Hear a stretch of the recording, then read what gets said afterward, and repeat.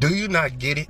The law of old gave people a license to sin. Not that the law itself was telling people to sin. It was the people's heart who was like, oh, I'm gonna be all right if I do this and if I commit this, because I can just offer up a bull or a goat and be done with it. Hear me today. It was the heart posture of those Israelites back in the Old Testament that made the law unfruitful for the people. The law was holy, perfect, righteous, and good. Nothing was wrong with the law, and still to this day, nothing is wrong with the law. But it was the people who thought they could get away with committing all these sins and adulteries and stealing and killing and all this stuff. They thought they could get away with it as long as they had a bull or a goat to sacrifice, to give to the Levitical priest, to offer it up to the Father.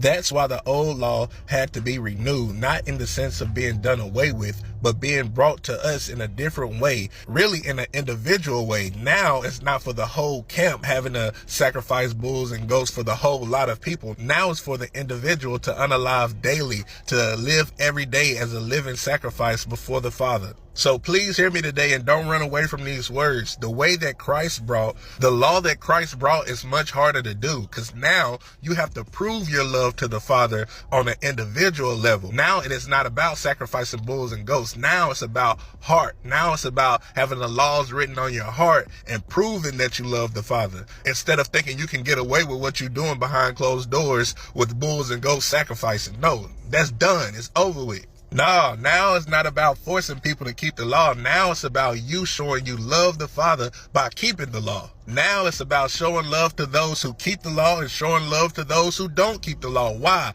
Because the Father knows who is his and who is not his as it pertains to love and those of the Spirit. So if you think the Old Testament was bad, which is not, let me tell you today, the New Testament is far worse to do it without the Father in Christ. It is not the easiest between the two, because now you have to prove yourself.